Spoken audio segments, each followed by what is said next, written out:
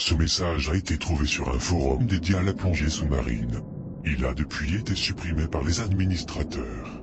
La raison invoquée était qu'il aurait été contraire à la charte du forum. Bonjour à tous, je suis assez nouveau sur le forum et pour me présenter brièvement je suis plongeur professionnel. C'est mon métier depuis maintenant 12 ans, et depuis 5 ans je suis également caméraman.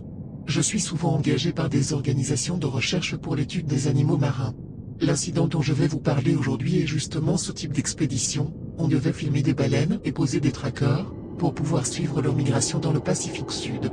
Les films servent non seulement à étudier leur comportement, mais aussi parfois à couvrir une partie des frais de l'expédition en les revendant. Cette expédition-là avait beaucoup de subventions, le bateau était particulièrement grand et bien équipé, c'est bien car ça offre un certain confort, autant pour la cabine que le matos à disposition. Je vais aussi faire une brève introduction, pour ceux qui sont plutôt apnés sur ce forum. Un accident de décompression est dû au fait que lorsque vous plongez à la bouteille, vous consommez du gaz, qui va en partie s'accumuler dans l'organisme, car à pression plus forte les gaz se dissolvent mieux dans les fluides et notamment le sang. Si on remonte trop vite, on crée des bulles de gaz qui peuvent causer des accidents vasculaires pouvant entraîner la mort. Le moyen le plus fiable de les éviter est d'effectuer des paliers pour laisser aux bulles le temps de se résorber, qu'on appelle paliers de décompression. C'est entièrement fiable et les ordinateurs de plongée analysent tout seuls le temps et la profondeur de plongée pour calculer les paliers, ce qui évite tout incident. Si par malheur ou pour une raison qui nécessite cette urgence on doit remonter vite, le dernier recours est d'aller le plus rapidement possible dans un caisson hyperbar, qui permet d'effectuer le reste des paliers en air pressurisé pour limiter la casse. Revenons à mon incident. Je vous résume donc le briefing: plonger à environ 50 mètres, pendant 1 heure pour filmer un maximum et avoir aussi le temps de poser 2 ou 3 trackers, sans avoir une consommation excessive d'oxygène. On était 2, mon collègue s'occupait des trackers et moi je filmais.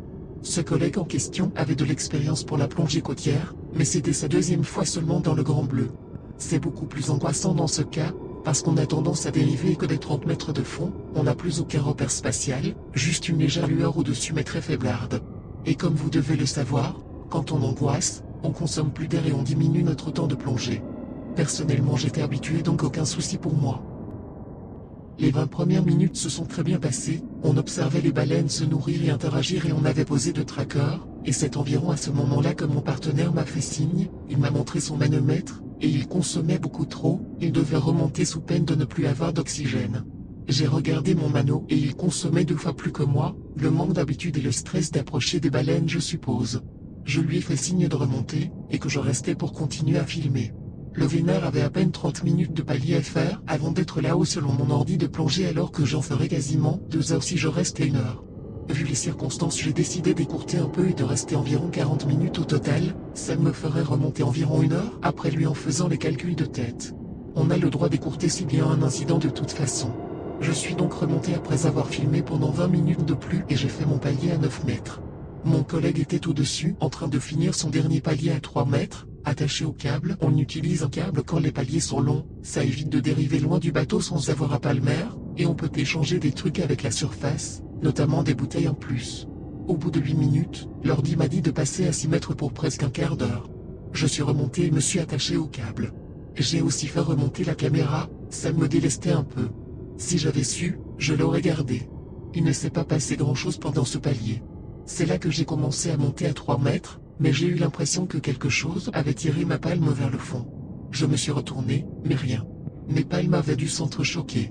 Une bouteille en plus m'attendait, je l'ai donc prise et branchée à mon détendeur, même si j'avais un peu le temps de voir venir. C'est alors que j'ai senti à nouveau qu'on tirait sur ma palme.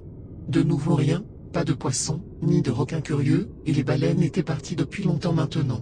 Je fais une petite pause dans mon récit pour préciser, dans le Grand Bleu, à 3 mètres, on ne voit déjà pas grand-chose depuis la surface. Ce n'est pas pareil que sur les côtes, parce que la lumière ne parvient pas jusqu'au fond et que les vagues sont plus nombreuses.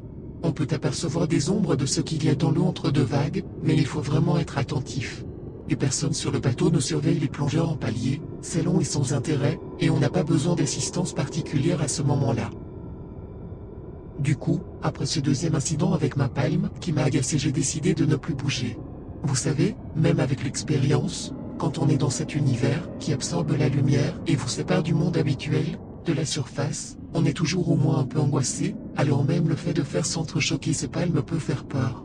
C'est un milieu oppressant, et pas seulement à cause de la pression. Au bout de quelques minutes, pareil, on tire sur ma palme. Cette fois j'étais sûr de n'avoir rien fait, et de nouveau, rien en me retournant.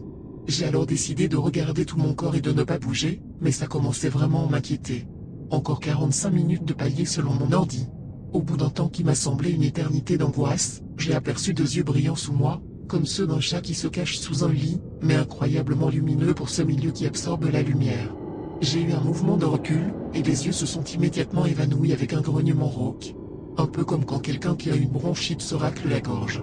Ce bruit me faisait vraiment flipper, parce qu'en plus de 2000 âges à mon actif, je n'avais jamais entendu un tel bruit. Les grognements ont repris quelques secondes après, en s'intensifiant et plusieurs paires d'yeux se sont allumés dans cette immensité sombre. Là, malgré toutes mes heures de plongée, j'ai paniqué et ai immédiatement gonflé ma stab pour remonter par réflexe. Il restait 40 minutes de palier, mais je ne pouvais pas rester 40 minutes de plus avec ces choses, quoi que ce fût. Heureusement le bateau avait un caisson hyperbar et j'y suis allé en vitesse. Si on n'avait pas eu cet équipement, je ne serais probablement plus là pour vous le raconter. Je n'ai rien dit aux autres, déjà que le chef d'expédition était particulièrement mécontent de nos 2 performances, il ne m'aurait jamais cru. Il m'avait déjà réprimandé violemment pour ma remontée soudaine qui aurait pu me tuer. Il était responsable des plongeurs, vous comprenez, et risquait gros s'il y avait des morts. Si vous êtes un peu renseigné, vous savez que les accidents de décompression arrivent la plupart du temps lors des plongées en solo, quel que soit le niveau du plongeur. Même des plongeurs avec des milliers d'heures et des ordinateurs de plongée performants mouraient d'accidents de décompression et ça m'avait toujours étonné. Maintenant je pense savoir pourquoi ils font autant d'accidents de décompression. L'océan est vaste et on ne le connaît pas si bien, il vaut parfois mieux fuir ce qu'on peut y trouver. Ne plongez jamais seul, on n'est pas dans notre élément et ce n'est pas un milieu des plus cléments.